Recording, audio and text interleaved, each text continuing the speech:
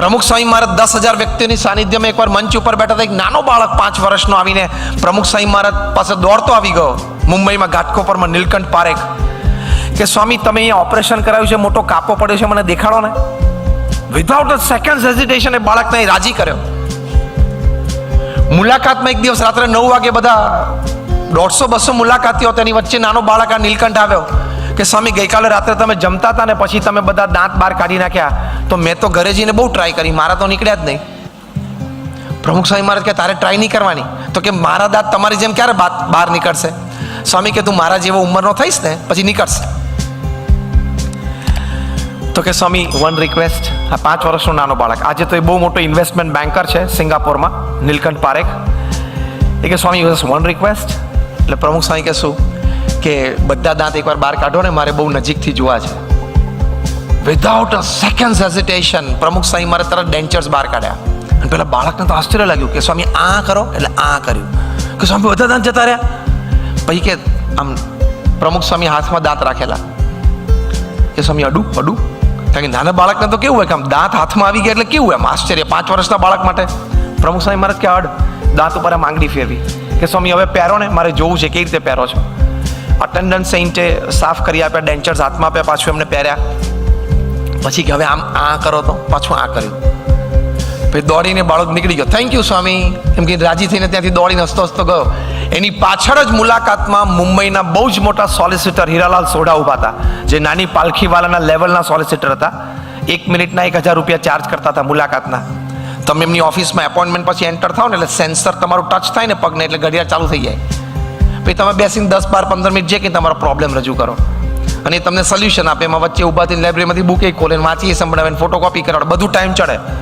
અને ઓફિસમાંથી છેલ્લું ડગલું બહાર કાઢો સેન્સર ટચ કરીને, એટલે 27 મિનિટ ને 33 સેકન્ડ થઈ ગયું, એટલે 28,000 રૂપિયા આપી દેવાના તમારે.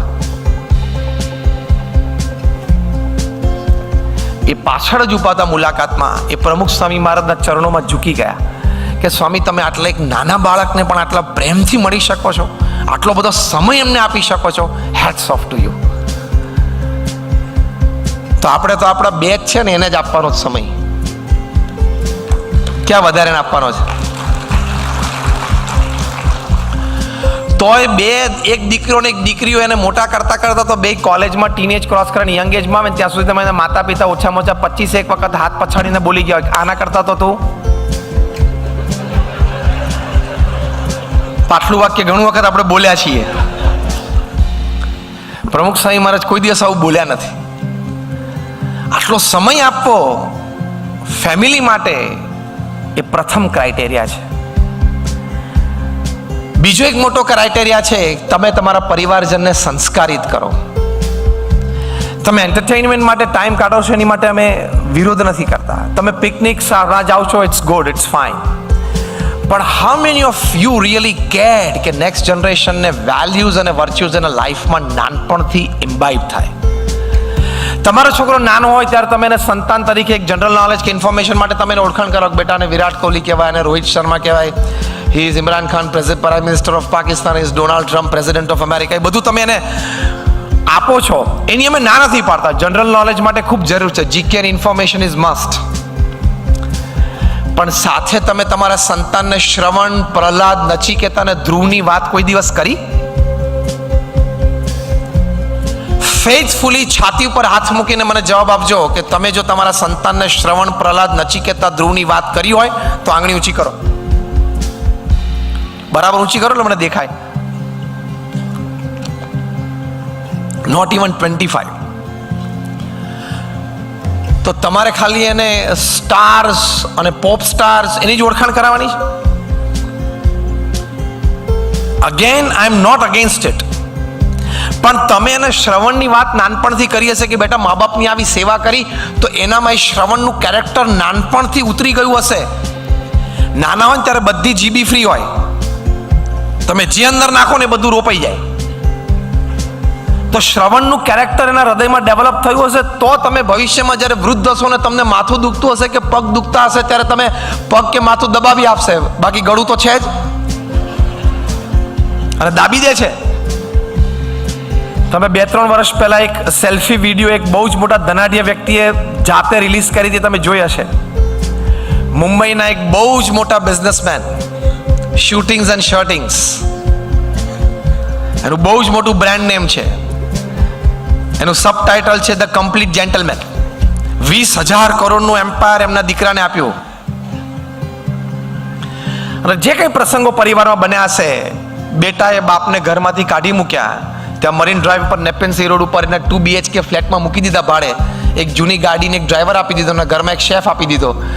એ વ્યક્તિએ 70 વર્ષની ઉંમરે રડતા રડતા પોતાનો વિડીયો વાયરલ કરેલો, યાદ આવે છે?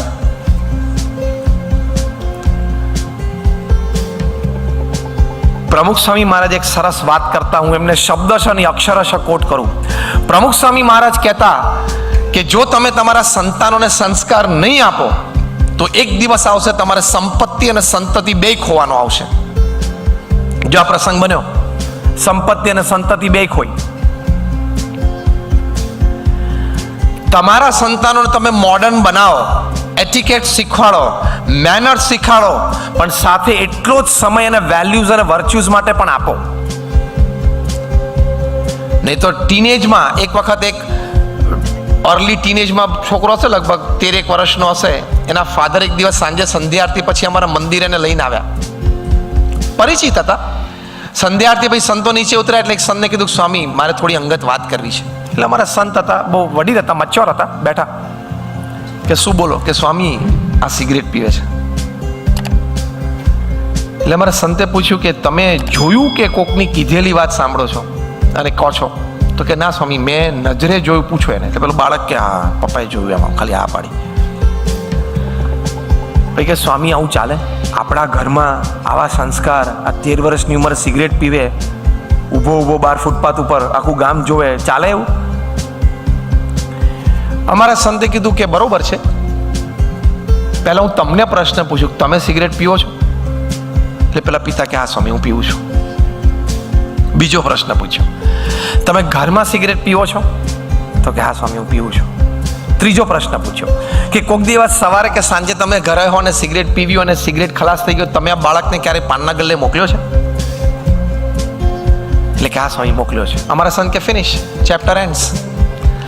તમને એને ઘરમાં સિગરેટ પીતા જોયા અને પાનના ગલ્લે તમે એને મોકલ્યો, એટલે હવે છેલ્લો એક કાર્યક્રમ બાકી હતો, એને જાતે કરી લીધો. બીજું શું? હજી આગળ વધશે.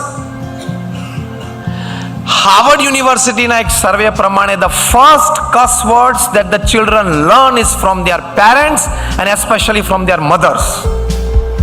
બાળકો પહેલી ગાળ બોલતા એના માતા પિતા પાસેથી શીખે છે, ને એમાંય પોતાની માતા પાસેથી શીખે છે. નાનપણ હોય ત્યારે પેલા બાળક મારે ને લુચ્ચો થઈ ગયો છું, નાલાયક થઈ ગયો છું, એટલે પછી નાની આવી બધી ગાળો શીખી જાય. એકવાર એક બહુ નાના બાળકે, 4 વર્ષના બાળકે એના પપ્પા રૂમમાં આવે ને એટલે પપ્પાને કીધું લુચ્ચો આવ્યો. એના પપ્પા તો હેપતાઈ ગયા કે લુચ્ચો આવ્યો મને કહે છે. બાળકને તો કઈ નહીં, આમ બોલીને પાછું રમકડા જો રમવા માંડ્યો. પછી ખબર પડી કે એની મમ્મી એને કાયમ બોલે જો લુચ્ચો આવ્યો, જો લુચ્ચો આવ્યો. તેને ફિટ થઈ ગયું, તો પપ્પાને કહી દીધું. Remain ready to be paid back in your own coins. સંસ્કાર નહીં આપો ને તો આ પરિસ્થિતિ આવશે.